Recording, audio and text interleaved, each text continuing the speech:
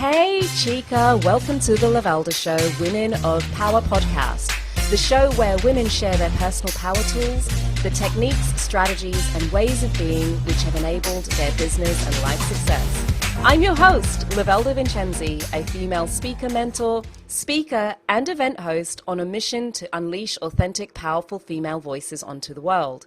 In today's episode, we'll be uncovering the power tools of PR strategist Amanda Fitzgerald. She is known by her clients as the ultimate door opener, as she empowers them with her PR secrets on knocking down doors to get long sought after dream influencer and media contacts. She is passionate about helping ambitious and inspirational entrepreneurs to self-promote with confidence and ease as she trains them on how to succeed at media pitches so that they can be seen everywhere. In addition to her personal power tools, Amanda shares PR secrets, including precisely where you should focus your efforts when you're starting out. You'll have to listen all the way to the end of the show for that, though. Remember, all links shared in the show can be found in the show notes. The only way to ensure that you get your regular fix of the show is to click that subscribe button to make sure that you get updates as soon as new episodes are added. Now, I think this is quite enough for me for now, so let's get on with the show. Hey, welcome again to episode 4 of the Lovelda Show, Women of Power podcast. If you are watching this on YouTube, then make sure you subscribe. If you are on, where else would you be? iTunes, Spotify, wherever it is, subscribe so you can get all of the latest because we are only just getting warmed up. So today's guest I'm super excited about. And I'm excited because, let's face it, as business owners, who doesn't want to get our name out there in lights a little bit more? Like, who doesn't want to be featured in Forbes or featured in what I'm using Forbes because it's an international publication. Like, the rest of them have just dropped out of my head right now, which is not helpful when you're recording. So she's known as the ultimate door opener. Please welcome Amanda Fitzgerald. Hola, buenos dias, international audience. Thank you so much, the Lovelda, for inviting me here on your beautiful show. You're so a PR lady. I'm already PRing you. Yeah, sorry, it's just a natural thing I kind of do-ish. I swear to goodness, folks, I did not pay her to do that this time. Maybe next time. So Amanda, for people who've never come across you before, can you tell us a little bit about you? Okay, so what I do is I help people go from invisible to irresistible to the media. I help them literally have them, as you said earlier, have their name in lights, have them, basically, if you are somebody who wants to be seen somewhere, I will help you knock that door down. Because I am known as the ultimate door opener, and I love helping people not do it the traditional way that everybody's, read up on a website how to get into Forbes. Do it that way? No. I like to go under the table, around the table, over the table, and just help people do things in a very different way than the standard. Super resourceful. I'm going to ask you like a dumb question because I'm full of these, but I feel like they need to happen because sometimes we bat words around but don't really know what the heck they mean. Okay. So how would you distinguish between marketing and PR? What's the difference? I would say PR is actually part of your marketing because marketing is all about getting you out there, whether you're doing you hear advertising and marketing, it's your messaging, what you're saying. So I would say they are kind of twinning each other a bit, and it's just part of your marketing strategy. Do you have a PR strategy, as part of that? So PR, publicity, it's literally you getting seen, getting speaking gigs, that is now known as PR. Getting on an online publication, yes, because everyone's on their phones 24/7, and also print. I really hope it doesn't snuff it. I really hope it does not die, but print is really important as well. And don't forget what I'm doing right now, podcast. This is PR, TV shows, radio shows. So wherever you are seen and you are presenting yourself as the expert, that is literally you're PRing yourself. And so, yes, I would say that is marketing. Do you need to have a particular type of personality to get into this? I mean, you're really super bubbly. For those people who are a little bit more, let's say a little bit shy and reserved, can they do PR? Do you need to be that person who's just got, that boisterous confidence about you where you could just kind of knock on a door and be like, hey, it's me? I have had clients who have started working with me being as meek and mild as a mouse, but yet they know they need to get out because what's the point of having the most amazing therapy studio or whatever you do, and nobody knows about you. So I say self-promo is the new black. Okay, so I know people hate self-promotion. I mean, even I do. For example, I was invited to, I was nominated rather to become, PR, the best PR advisor of the UK, and that meant I had to go out and ask for votes. When I got the email saying, "Congratulations, Amanda, you've been shortlisted, but you now need to go and get yourself some votes," I thought, oh my God, I actually, look at how bubbly you think I am. I actually thought of sending her an email back saying, "Sorry, I can't do it." Can you imagine? And then I spoke to a friend and she goes, I'm allowed to swear on this podcast. Go on then. What the fuck are you talking about? And she goes, "Amanda, you're all about self-promo, but yet when you have to do it for yourself, it is a really difficult hump and a hurdle that you need to get over rather. But I always say, if you're not paying an expensive PR agency to blow your trumpet, you need to actually do it yourself and learn how to do it in a nice way that's not going to piss people off. You're not going to come across as a show off or a big head or anything like that, but actually just helpful, you're nice, you're knowledgeable, and all the rest of it.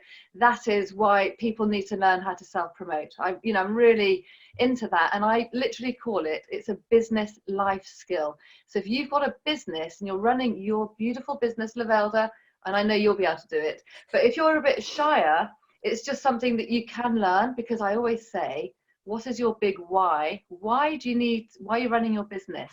Is it to put money on the table? Is it to have luxury holidays? Is it this, that? Is it to do charity donations? Whatever.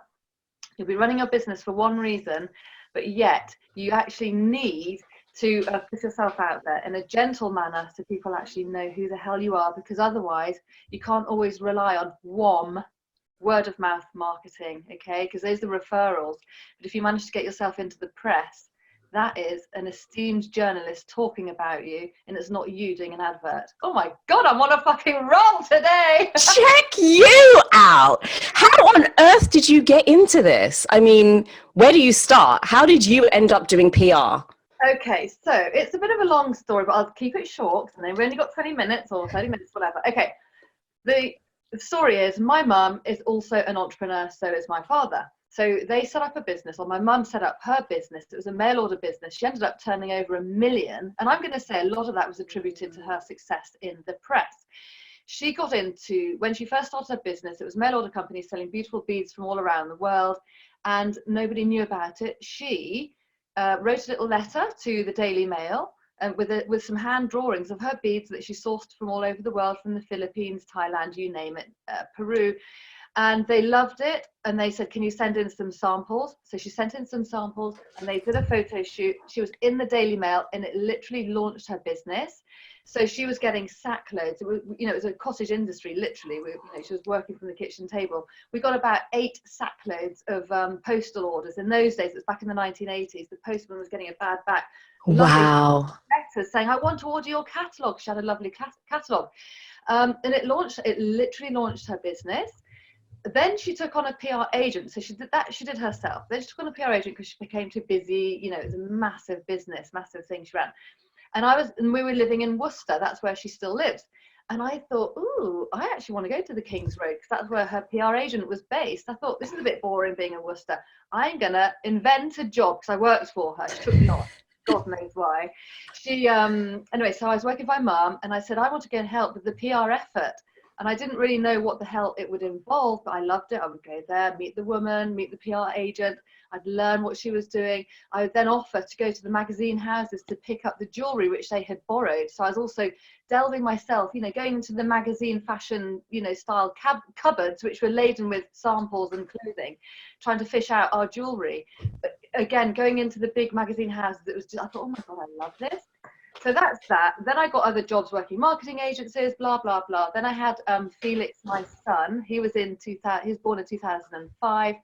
I wanted to go back to the marketing agency I was working for, and they said no, because flexible working in those days was like so old fashioned, but now everybody's flexible working. So I set up my own business and I started to import beautiful knitwear from all around the world. So I was kind of I'm such a copycat, aren't I?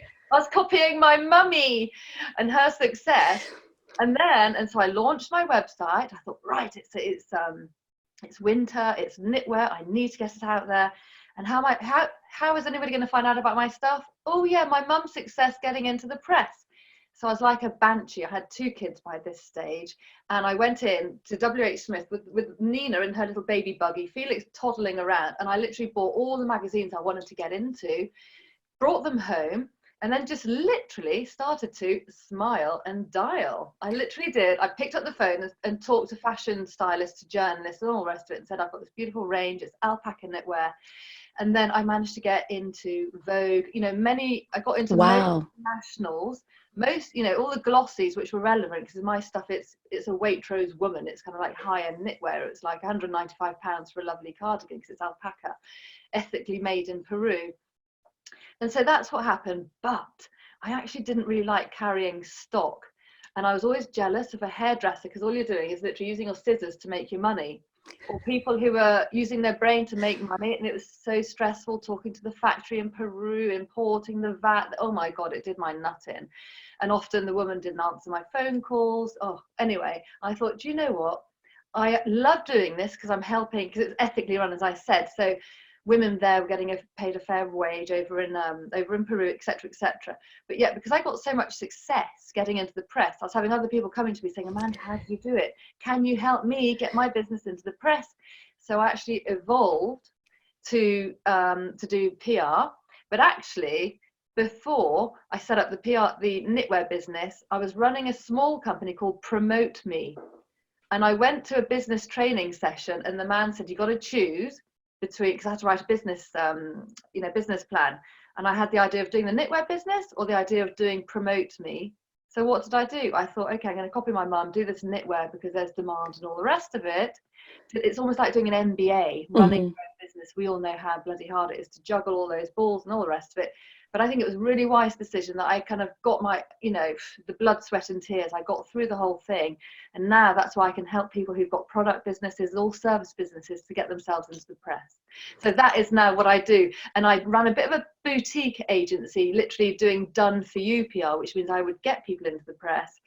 But now, going back to when I first started out, when I was running my knitwear business, I thought everybody needs to know how they can do it themselves. And so I train people how they can get themselves into the press. But it's quite hybrid, because it's like, it's done with you PR. So we do some done for you, but also we hold your hand and also bloody put your feet to the fire and push you to say, Lovelda, pick up the phone right now to the editor of Forbes. I'm going to listen in. I'm going to hear what you're saying, and I'm going to critique it. So I help people do that kind of stuff as well. Fabulous. I mean, I love that story, because it's not just teaching from the space of theoretics or having worked only in an agency where you've got all these resources, which is great, but having been there yourself, started a business completely from scratch and managed to knock on those doors, actually that's got a lot of credibility behind it, because there's many women who will be listening into this who are in those early stages. They don't have the bucket loads of necessary cash sitting in the bank, all the resources that the larger companies have, but they're competing in the same space. So being able to speak from that experience, having done it yourself, done it for your mum, and then done it for your own business, you can actually understand what that, let's say, psychological journey is. We can't I mean, it's a long journey. Yeah, sure. And also I needed to say that alpaca knitwear was very rare in those days. I think it probably still is. And there was a huge organization called Peruvian Connection. My company was first called Peruvian Knitwear. I actually then changed it to Hum. But they were in the press, they were everywhere, and they were advertising, and I thought, oh my God, how can I do it? And I knew that the only way to compete with them would just to be getting some editorial. So that is, if you see your competitors, don't be scared off by the big boys, because they also like to hear from small boys as well, or small chicks. the small, whizzy, shaking and moving chicks. Yes. Okay. So you've had a lot of success in terms of PR and supporting other businesses and doing it, and building your own business from scratch. What would you say? Let's get to the heart of it.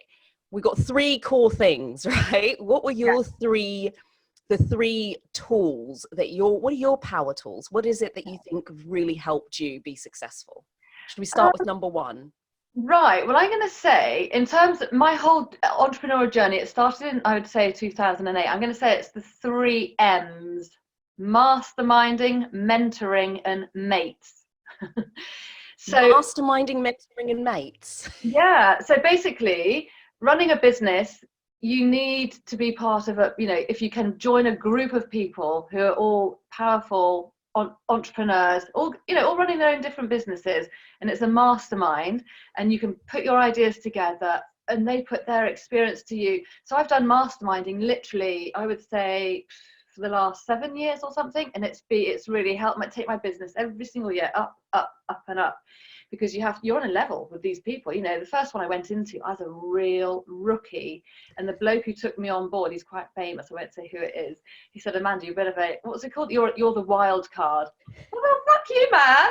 And because I've always been really ambitious and really wanted to succeed, but when he said that, I thought, okay, well, I'm going to prove you wrong. Mm-hmm. And it was actually there that they christened me the ultimate door opener, because I was starting off with the knitwear. And actually, that's when I kind of evolved into doing the PR, because they said, you could just open doors. You're not scared to knock on that door, this door, the other door. And so it was masterminding is tool number one, which has really, really helped me, grow my business, because you're being surrounded. What is it that John Ron says? Is it the power of the people you're with, or something? You know that expression. Mm-hmm. What is and it? do you think the people in the mastermind, how do you pick a mastermind that's going to be great for you? You just you hear about it, you see the people, you might have already been following them, and then they go and invite you. So and then I haven't actually ever been in a dud mastermind, and I'm going to say one thing, this is amazing, and it kind of goes to my mates thing. I've got so many literal best friends as a result of being in a powerful mastermind, because you're kind of in it together for 6 months. They know you inside out, you know each other inside out, the problems that they got personally, professionally, and I tell you, it's brilliant. So those are my 2 M's. Do you want the other one? So you get your business mates from your masterminds. Yeah. 2 for 1, that is. Yeah, a 2 for 1. Like, I'm having my 50th this year, and I actually need to look, because I've got a list of about, we're going to go on an abroad holiday. Let's hope coronavirus isn't going to mess my plans up. And the invite list, I want to work out how many people are actually my friends from masterminds. Isn't that amazing? And do they differ? Like, why, in terms of mates, you'll have your mates you had long before you set your business up, from school or uni or whatever it is. And then I'm guessing from the mastermind, you end up with business mates. Is there a difference? Do you need them? Yeah, we all need each other. And I think what happens also when you do these masterminds, they kind of see the true you, because, one might come across on social media as one person, polished and, never making a mistake or anything like that. But people actually see the real you. And you can just drop all those masks, and then they encourage you to drop your masks on social media. So, and I think it's really good. But those friends, my mates I'm still really good, best mates with my school friends, best mates with my MM friends. You were mixing it up. So tell me more about mentoring then. So mentoring. So my first experience of mentoring was actually, I was doing a bit of a LinkedIn stalk to somebody who I thought, oh, she looks quite interesting with her background. She was a speaker, she was this, that, and the other. But she had been, it said in her LinkedIn that she was a Sherry Blair Foundation mentor. And I thought, oh, that sounds interesting. So I trained up to become a mentor. So I mentor people. I actually ended up having somebody, a mentee in Pakistan, and she was really shocked that I was going to be mentoring her. Why is this white English woman, what the hell does she know about my interiors design company in Pakistan? And because I've traveled so far and wide with my mum's business, I've got, international knowledge, whatever. But I spent a year mentoring her, and she went from kind of like very quiet to super busy. So we ended up leaving on amazing terms. But also recognizing that I also need a mentor, and I know that all mentors need mentors. So even like the highest ranking guru will have a mentor. You know that, don't you, Lovelda? Look, my mentors have been instrumental. They've changed over the years. I think, you know, it's horse. I don't want to say horses for courses, but it depends on where you are in your personal journey. It's, Yeah. you know, some people are designed to be with you for years and years and years, and other people is to help you get from one stage to another. Sometimes you're just focusing on one particular area of your business, so you don't necessarily need a mentor on every different thing. Yeah. You know, Yeah. so if you're just zooming in on, you know, wanting to get your social media great, then maybe you just want a mentor that's quite specific. How have you tended to select your mentors? Well, I selected one mentor, and again, we are best friends. I saw her, I was going to this event, it was back in 2015-16, it was called the Kick-Ass Club or Kick-Ass Ladies Club or something like that, I can't remember. I actually ended up winning the award, darling, Kick-Ass Woman of the Year. But anyway, but we all had to go around the table, there's like 30 people, and when this one woman stood up, I thought, bloody hell, I need a bit of that in my life, you know. She said, and I've had 3 businesses, I've sold them, I'm this and that, and now I'm coaching women, da da da da. And I thought, oh. And then, so she was a woman in a red dress, and I thought, yeah, she looks great. I really like the sound of what she does. Then I got my train home to Essex, and I passed the woman in the red dress on the train. I said, oh, hi, Helen, do you mind if I sit with you? We got chatting, you know, and then like 2 weeks later, I signed up to be her bloody mentor. So that was good for her, wasn't it? So it's kind of seeing her in action, you know, speaking to a group of people and being mesmerized, thinking, yeah, I need a bit of that juice. Thank you so much. And then other mentors I have selected have been, you know, it's, I guess, you know, I've got some really good friends I've met through Twitter. Can you imagine? It's like online dating. So, you know, you just kind of watch people and you see what they're doing, you see the results, and then you get a bit of feedback from other people who've worked with them. And that's really how you select a mentor. How important is that feedback and results in terms of the selection process? Well, it's important because you need to know that they are going to be a good match. But actually, I think the main thing is it's whether you get on well and whether you think there's the right chemistry. But it is really important to get a few testimonials of, you know, she's worked with me and look at her results, blah, blah, blah. It's, you know, it's a sales job, isn't it?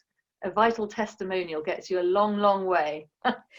I'm going to ask an interesting question around that because working with women myself, you get some people, everybody wants the results, but not everybody necessarily wants to go on the journey for the results, or they have a specific journey they have in mind. Mm-hmm. And if the journey you're taking them on sort of deviates from that, or something else happens instead of what they were anticipating, then that can be quite a challenge. How have you dealt with that as a mentee and a mentor? Yeah, I mean, I think, you know, we're all human and shit happens. You know, that is number one. Sometimes you just need to give your mentee, you know, like 2 weeks off or 1 month off. I mean, I've got somebody I'm mentoring at the moment and things keep happening, you know, barriers keep happening. And you just have to hold the space, be kind and gentle, not too, you know, demanding, but just make sure that you are quite strict. You know, actually want them to deliver the goods, you know, when they're over that hump.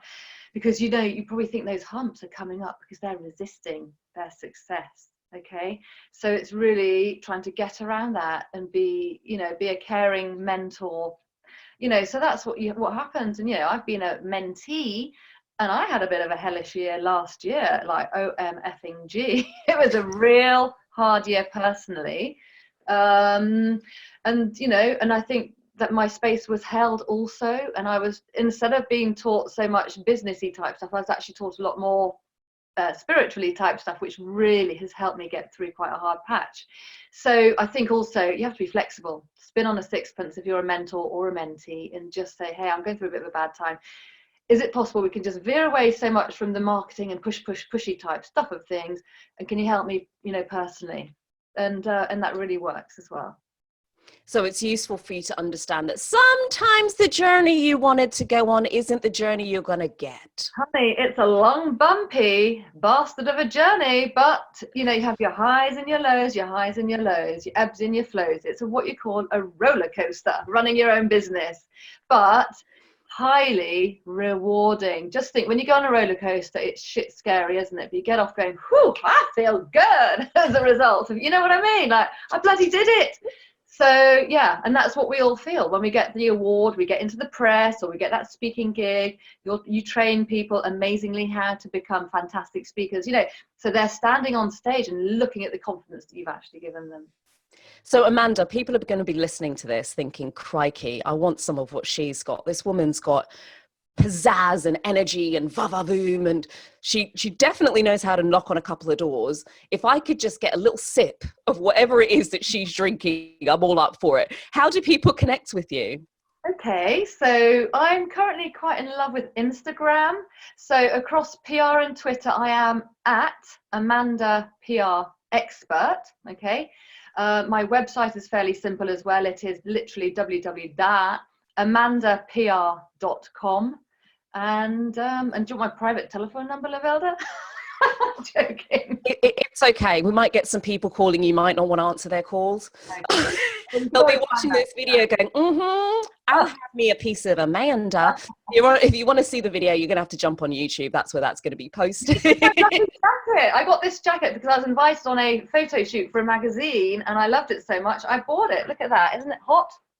Looking sexy, darling. Looking sexy. So podcast listeners, you need to lock on to see this sexy jacket, and also lovely Lovelda's beautiful. What are you wearing? Is it a jumper, a cardi, or a jacket? Jacket. It's actually just a top, darling, but I'm glad that it looks like a jumper on the screen. I'm just wearing a shirt, which is highly unusual for me, black and white, looking a little bit zebra. A little bit zebra. Although I think zebra has stripes. This has got a cow pat. We're off piste. Anywho, for people who've been listening and they want to get started, yes. You've got a little gift, haven't you, where people can kind of get started straight away with getting themselves into the press, understanding a little bit more about what PR is and how to work it? Yes, I've got a training recording that you can watch. You can even listen to it, but it's probably best if you watch it. It's got lots of slides and examples on it. You literally just go to my website, amandapr.com, and you'll see this thing. It's not annoying, this beautiful banner saying, watch my training now. And it's great. I had somebody on a phone call the other day saying, Amanda, thank you so much. The 4 shifts, actually, I take people through the 5 shifts that you need to do in order to do your own PR or to become more self-confident. And people find it really helpful. So just go and watch that. And if you need any help, I am here. So all of those links are in the show notes. So you don't need to be writing this down with a pen and paper. That's why we have notes. So jump onto the show notes. If you're on YouTube, it's all in the comments. And you'll be able to click on those and go straight over there. You'll be able to see all of the links Amanda's mentioned. If you want to connect in with me, you can see that, find out about the Female Speakers Conference, which is coming up this November. All the deets are in the notes. Amanda, before we wrap up though, darling, this has been fab. What one thing would you like to leave people with? I would just like to leave them with this, JFDI. Seriously, because if you ain't going to JFDI, who the hell gonna do it for you? And yes, I do watch RuPaul. Can I get an amen there, please? Amen. Yeah, I did that really badly. So that is just get on and do it. Yeah, you just have to. Please stop procrastinating. Do not have perfectionist paralysis. Just do it, even if your website isn't perfect, blah, blah, blah. You'll look at my website and there's things here, whatever. I'm out there. So just try and get yourself out there, because if you ain't going to do it, who the hell going to do it for you? That is so true. I have there's this saying that goes, imperfect action is better than perfect inaction. Oh my God, I love it. It's beautiful, isn't it? Yeah. Is that your own? Is that your IP? No, it's not my IP. I heard it in a training seminar somewhere. It's probably somebody else's. I don't know who did it. Please, nobody come after me to find out exactly whose it is. It's not mine, but it's helpful. It's helpful, so I'm sharing it. So imperfect action is better than perfect inaction. Yeah, and so to just get on and start making things happen for yourself in the smallest way that you know how. Put a tweet out there. Send an email to or pick up the phone and smile and dial to somebody you want to get into their publication. Will you get it right the first time? Maybe, maybe not. But you only get to build the muscle of doing something by doing it. It's like thinking you're going to go to the gym, work out real hard, be fit for life. Doesn't happen, peeps. It Just doesn't happen. And then also a little tip there before we go is I really recommend start local, because fuck it up locally. So like, you know, if you're desperate to get into the Telegraph or onto This Morning Show or whatever, practice your pitch. I was going to say the B word. Practice your pitch. Practice your pitch locally so you can make your cock ups there, okay? To like the local journalists, you don't really mind if you don't get into the local press. Do you know what? All of my guests want to leave the juiciest bits right till the end. You need to remember this. Make sure you subscribe to the channel, because if you're not subscribed, you're going to miss out on all the hot tips. The thing is, now people are going to just fast forward to the end. I didn't say that. I'm cutting that out. Shh. It's our secret. You've got to watch till the end to get the best juicy bits. Exactly. My name's Lovelda Vincenzi. I've been interviewing Amanda Fitzgerald. This is the Lovelda Show Women of Power podcast. Until next time, go out there and just do it.